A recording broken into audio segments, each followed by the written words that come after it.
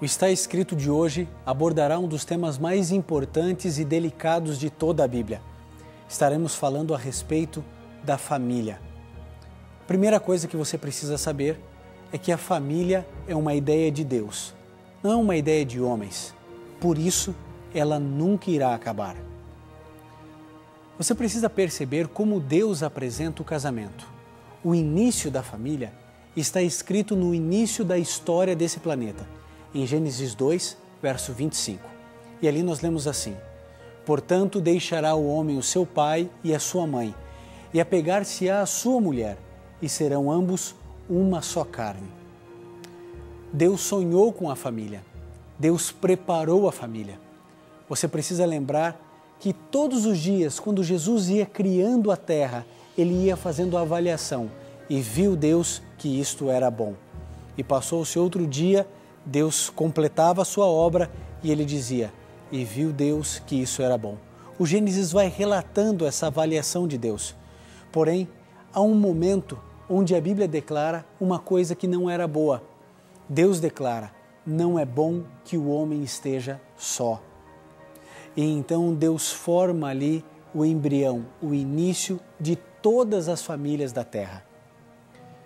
Comentando o texto que nós lemos de Gênesis, Jesus ainda disse em Mateus 19,6: assim não são mais dois, mas uma só carne. Portanto, o que Deus juntou, não separe o homem.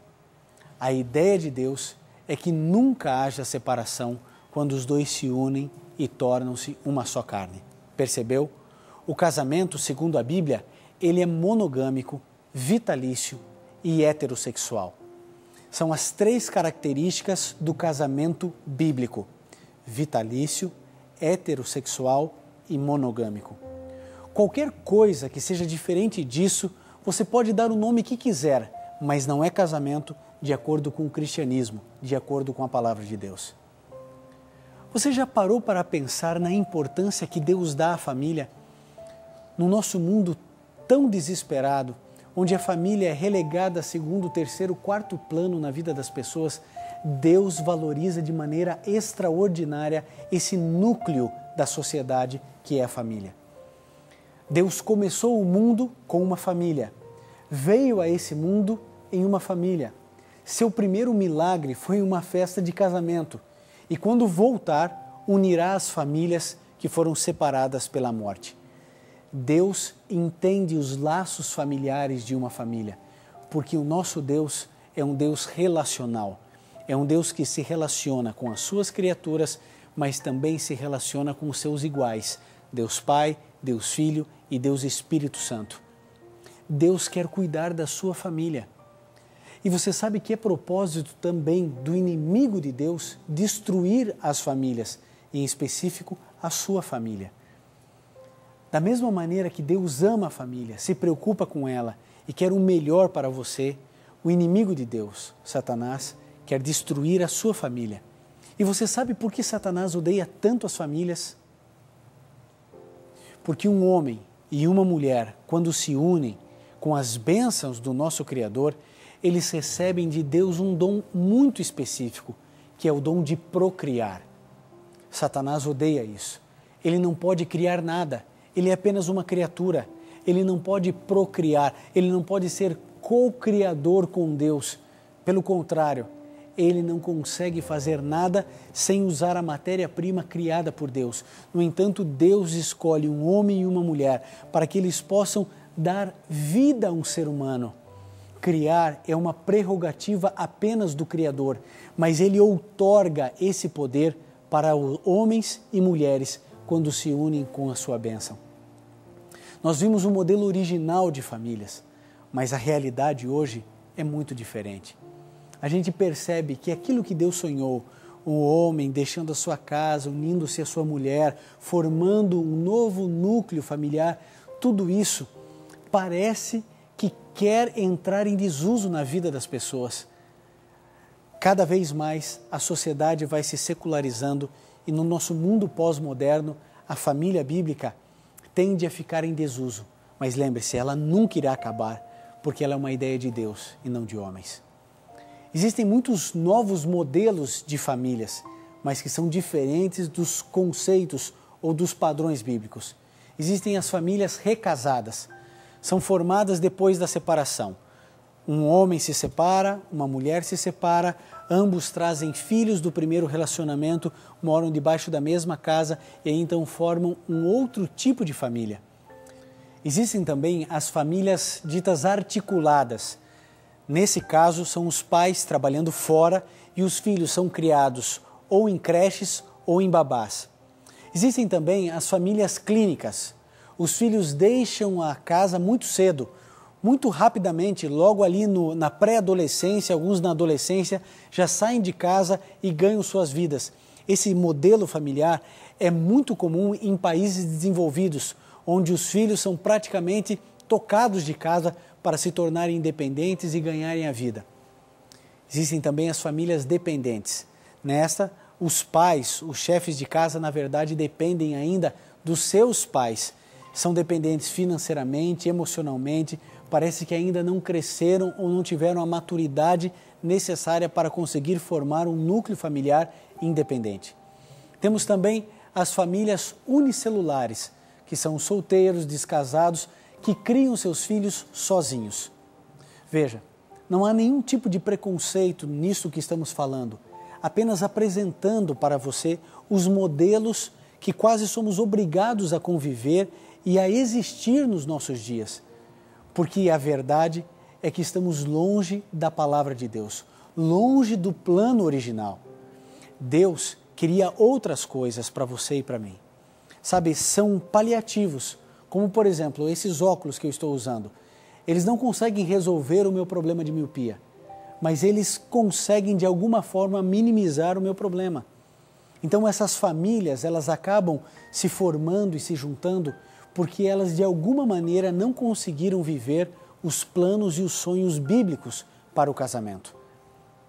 Nenhuma família pode ser considerada melhor ou pior do que outra, mas quando nós entramos dentro dos planos de Deus, você pode ter a certeza, a nossa vida será mais próxima das alegrias que eu e você sonhamos para a nossa vida. Por isso deve funcionar assim, um núcleo familiar, homem, mulher e seus filhos. Isso é família pela palavra de Deus. E nós devemos lutar com todas as nossas forças e buscar em Cristo Jesus essas forças para mantermos a nossa família com essa configuração. Esse é o plano original de Deus para todos nós. Agora, você quer entender por que tantos casamentos não funcionam em nossos dias? Por que existem tantos problemas acontecendo, tantas separações? É porque o casamento, a família, é uma instituição espiritual, depois emocional e só então carnal. As pessoas, elas casam hoje com os valores completamente invertidos.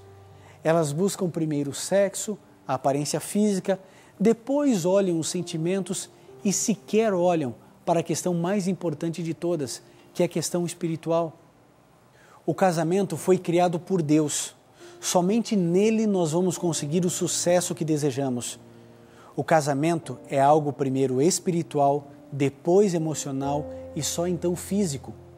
Assim, os casamentos estão dando errado, porque na verdade nós estamos colocando Deus de lado, nós estamos desprezando o autor do casamento. É impossível uma instituição espiritual funcionar sem que seres espirituais vivam nela e por ela. Qual foi a última vez que você orou com seus filhos? Houve algum momento como esse? Você já fez algum culto familiar? Já leu a Bíblia com seus filhos, com a sua esposa? Você e a sua esposa oram antes de dormir, antes das refeições? Vocês têm buscado como família o Senhor Jesus? Se isso não ocorre na sua vida, tenha certeza, mais cedo ou mais tarde, o seu casamento vai acabar. No Salmo 127, verso 1, nós lemos assim: se o Senhor não edificar a casa, em vão trabalham os que a edificam.